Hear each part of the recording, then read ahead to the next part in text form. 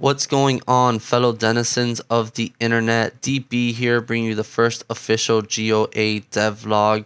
So if you don't know what a devlog is, it's basically a development log on what goes on in the background of game development, insider details, and just a look into what we go through to make this game, the hardware that we're using, what we're working on, how we're working on it, and things of that nature. So for the most part, in this video, I'll be showcasing our process in creating a new skin for one of our 3D models, basically the Wazir skin for our partnership with them. And I'll also be giving a brief introduction to the game since it's the first video. If you're new to this channel or if you're new to this community, I'll basically give a brief description. But for the most part, I will link the Twitter, Discord, white paper, and website of our game so you guys can get some more information on that. But moving on, the game itself is deeply rooted in Norse mythology. Currently, we have 4 playable characters. We have Heimdall, Freya, Thor, and the Allfather himself, Odin. Now, the game does involve crypto and NFTs, but you don't necessarily have to be involved in the crypto and NFTs to play the game or enjoy the game. That's more of an incentive to sort of join the crypto community, transition from a normal player to sort of a crypto play to earn player. And if you guys have been following me, you know that I've been talking about this for years. Play to earn games, paying people earning money by playing games is the wave of the future. I think that's where society's heading, especially, with virtual reality, the metaverse, and just the need for people to constantly be logged into these games for them to thrive, for them to still, for the game itself to continue to exist. So if you're playing the game and you're really good at it and you're bringing all your friends, then you should probably be earning some money. You're basically marketing the game for the people and things of that nature. So for the most part, this is the demo V2. Now, I've been working on this game since late February. I've been on it since the very start, and a lot has happened since then. I ended up taking over, taking over the entire project. I was handed the CEO position, and basically we got rid of the old team. We got a new team, and there's a lot of, cool people that I've met that have helped me sort of turn this game into a reality, and I'm looking forward to the future. The game itself is going to be a battle royale game akin to Fortnite and that sort of genre of gaming, but we have a PvE mode, and we have a lot of different aspects that aren't in those games that are just original to this game itself, and we're just sort of keeping the game alive, moving it forward, really trying to get it done, in a way that we see fit for the entire community. Like I said, there is going to be a PvE mode. That's where most people are going to sort of learn the ropes, learn the game, see the world and whatnot. And then the PvP Battle Royale mode, that's more where people will be wagering crypto and the play to earn aspects and things of that nature. Anyways, moving on to this video and what it's actually about. So this is our legendary armor. And essentially what we did was we retextured it to make a special armor, special skin for our partnership with Wazir. So I took 2 approaches to this, and I wanted to showcase that in this devlog. So that's why I took both approaches. Essentially, we have our 4 armors, and I took the approach of using Blender and Photoshop. But if you can't afford subscriptions, then you could just use Blender and GIMP. I happen to pay for Photoshop, so I use Blender and Photoshop. But if you're one of those people that can't afford subscriptions, then Blender and GIMP works. But the best software for this is Substance Painter. It's also an Adobe product. They recently purchased it. Back when I was first starting game development, this software cost thousands of dollars. Now it's only $25 a month. It's very much worth it. I mean, it was worth it back then when it was thousands of dollars, but now it's even more because the return on investment, if you're an active game developer, if you're actively making models, you're going to use this to make your life easier, and you're going to get a return on investment, in my opinion.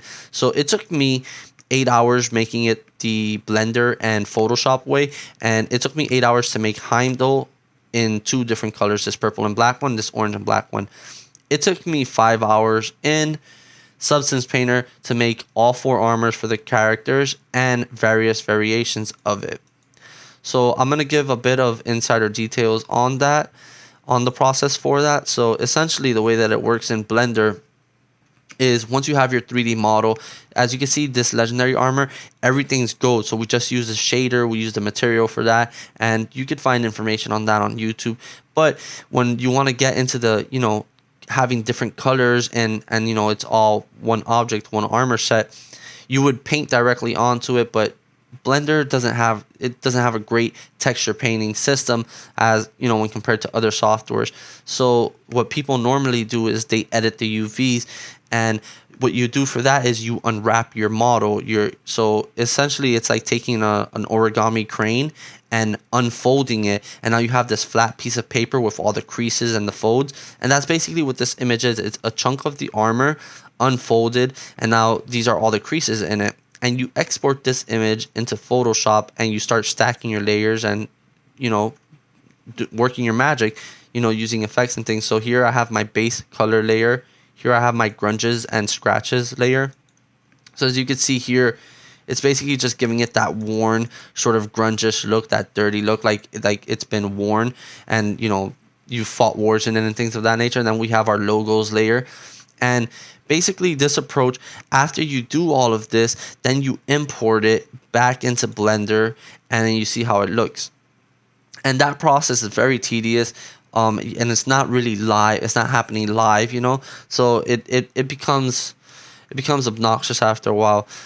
But it's definitely a good workflow if you have a very tight budget. Now, Substance Painter is completely different. You can also paint directly onto this, but you have layers in here, and it uses masks. It's basically like Photoshop in 3D. It's great.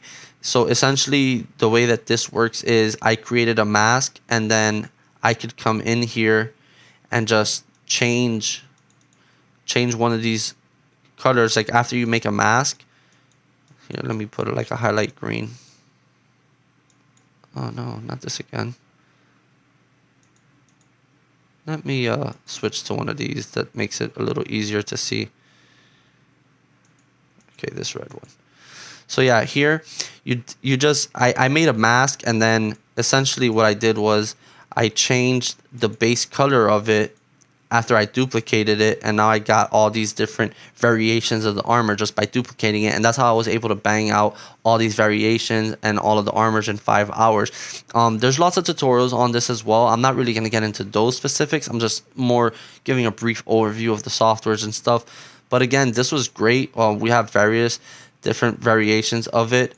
I believe we made jokingly we made a pink one for the community. Somebody said, I'll take anything as long as it's not pink, and we added it to the chart, to the vote, and it didn't win, but it would have been funny if it did.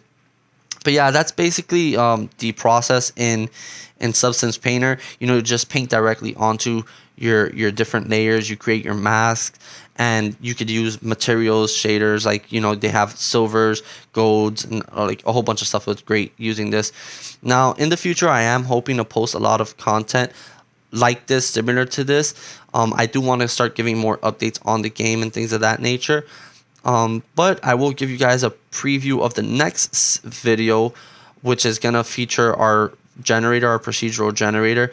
And essentially what I was doing here was just testing how the water would look with our characters in it and things like that. So if I actually zoom in, you'll see that it's actually a high detail map, and it's rendering in real time right now inside of Blender. And once we have something that we like, we're just going to sort of export it. And there's lots of variables. I could change this map right now in the blink of an eye, but more on that in the next video. For now, I'm just giving you guys a teaser to look forward to. Anyways, I hope you guys enjoy this type of content. Like I said, we're moving forward with this project, new team, new management, new everything. And if you like this video and want to see more of it, just hit that like and subscribe button. And, here's to the future. Peace.